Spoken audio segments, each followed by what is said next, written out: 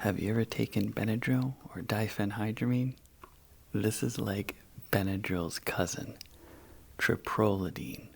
This also is an antihistamine. This is a first-generation antihistamine, meaning it has an anticholinergic side effect. I'll explain that a little bit more later. So in this package, which I had special ordered for me, there is Triprolidine, and it comes in this little bubblegum flavored dropper. I haven't seen that in a while. To me, that makes it sound like this is for children. However, there is no such thing as a children's medicine. Only the preparation that it comes in can be more easy for children to use. And it doesn't say anywhere on here that it's only for children. In fact, the directions say 12 and up. There's an NDC listed here, which I love to see. That's a sign of professionalism. In fact, if you just look at this box, it looks like a pharmaceutical grade box. For whatever reason, this is not carried in pharmacies. I was able to find a couple on Amazon, but not much. It's a very, very odd chemical. I hope to find out today why it's not used more. This is made by Westminster Pharmaceuticals. So here you can see a diagram of the little dropper. And each ml contains 0.938 milligram. I wonder how they came to that number. Through tests, I guess. Now, just like any antihistamine, especially first generation, there are warnings. Do not take if you have a breathing problem, trouble urinating. That's probably something to be cognizant of. Down here is the dose. And for an adult, you take 2.67 ml. This is very odd stuff. I hope the dropper in here is measured off to that 1/100th of an ml. I'm not going to be able to figure that out unless it is. And it has a phone number here as well. Now, these first generation antihistamines like diphenhydramine, doxylamine, chlorpheniramine, I believe is first generation. I took one not too long ago called perylamine. They cross the blood-brain barrier and they work in the brain. They block something called acetylcholine in the brain. And that's why you get these very drowsy side effects from them.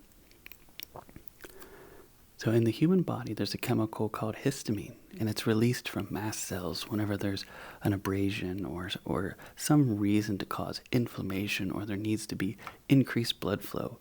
Although those have important roles in the body, sometimes you don't want that. So taking an antihistamine can stop those things from happening. For today, for me, my nose is runny, and I want to take this to see if it'll stop my runny nose. Additionally, a lot of people take these to stop a rash from forming. That increased blood flow from the histamine can cause a rash. And of course, the allergy aspect can cause itchiness, which we don't want a lot of the time. So let's open this up.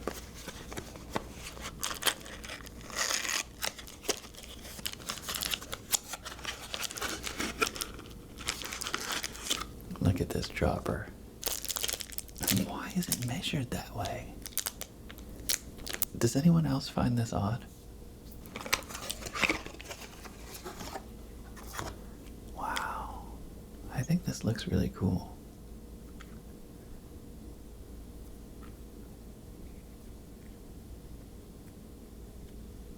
I mean, this really does look like pharmaceutical grade quality, right? This looks like something you would buy from a pharmacy directly. The packaging is quite plain. Lift here? How am I supposed to lift here? My goodness.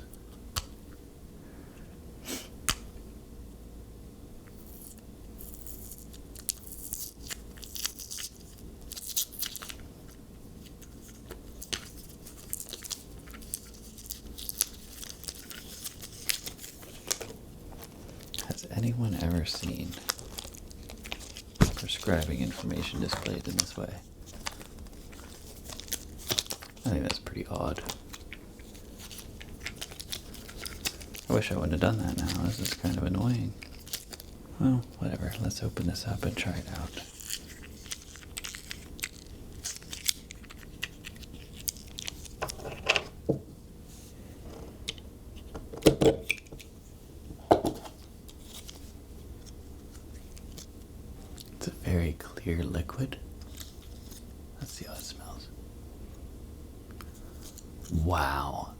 smells great. It smells very, very bubblegummy.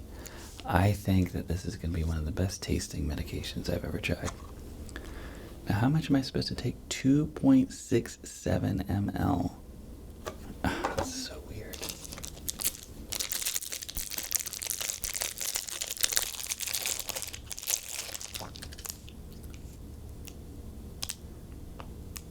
So I have to take this is difficult for you to see. 1 ml is all the way up here. So I have to take 2 mLs and then 6.67. For any prescribers who clicked on this video, were you thinking about prescribing this? Is that why you're watching this? If so, I don't know. Let's see how this tastes and how it works here.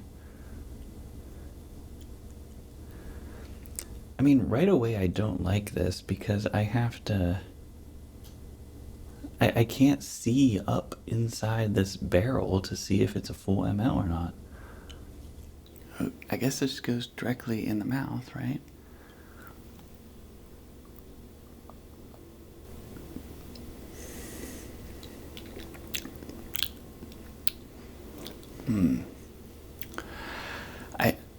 I know this is weird, but it has an antihistamine taste to it.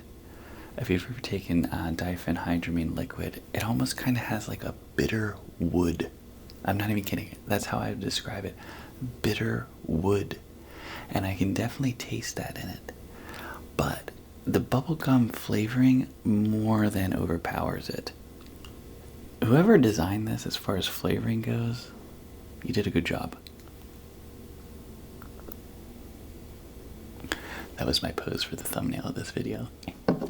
So, this is what we have to figure out. How drowsy is this going to make me, actually? There really wasn't a whole lot of medication in there, right? That was only 2.5 milligram. If you recall, diphenhydramine is dosed at 25 milligram, or 12.5 milligram, I think, for children. Now, I've been experiencing quite a bit with these first-generation antihistamines lately. And the one that absolutely knocked me on my face was Triprolidine. I didn't even have, technically speaking, pharmacologically speaking, the Triprolidine shouldn't even cause as much drowsiness as diphenhydramine. But oh my gosh, I took Triprolidine and I couldn't stay awake. It was like some wave of intoxication came over me, and I couldn't make it. So I'm interested to see how this compares to the other two that I just mentioned there as far as drowsiness. While we're waiting for that to kick in, I wanted to show you some of the second generation antihistamines. Now these are pretty common, you know, most people know them by their brand name. And these ones don't cross the blood-brain barrier, and they don't have that anticholinergic effect. It doesn't block acetylcholine. They're strictly histamine receptor blockers. However, that being said, depending on who you ask, some folks will say the first generations don't make them drowsy, but the second generations do, and vice versa. So, like, the worst thing about medicine, and the part I hate most about my job, is that you can't argue with anyone. They'll just be like, oh no, it does. They could be like, oh, I take an antihistamine and it fixes my broken leg or something. I don't know, and you can't really argue with them. What I mean by all that is that your mileage may vary.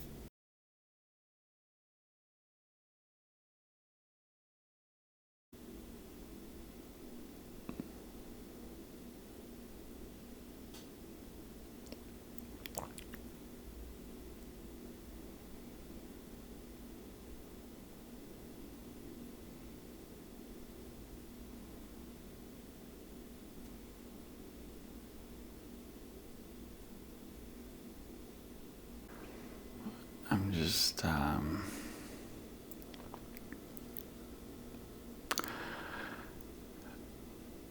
I need to, I'm just gonna lay down, like, I don't,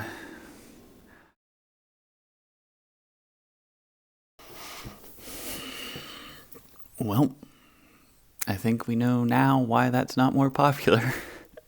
That thing, that little dropper full, knocked me on my butt. Oh my goodness, I couldn't stay awake. By the way, to give you some context, I had just woken up.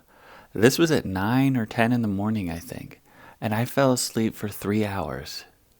And before I fell asleep, I felt a very weird sensation come over me. It was like a cocoon of like serenity. I don't know. I felt very comfortable after I laid down. And then I had dreams where I could see the words coming out of people's mouths. When they would speak, letters and phrases would come out. And before I fell asleep, I mean, I don't know how much of the footage I have of myself, but like, I definitely wasn't with it. But one of the most striking things about this, it didn't do anything for my nose. I still have a runny nose. Last night I was sneezing, and that's why I wanted to try this today. I didn't sneeze at all today, though. That is worth noting.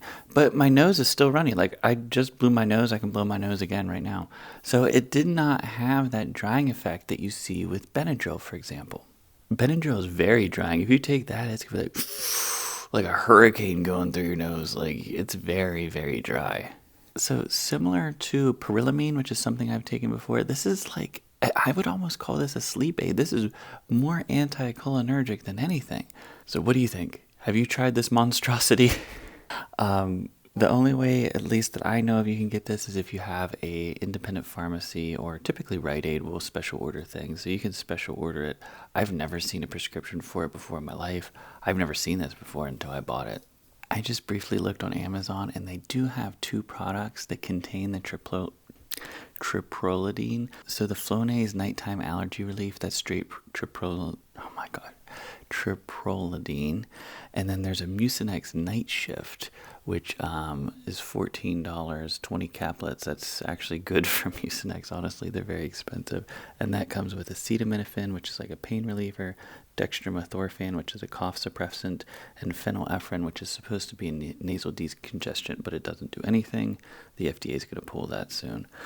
So you can buy it, but I've never seen this. Like this Flonase and this Mucinex thing, this has to be new. Alright folks, thanks for sticking around with me during this video.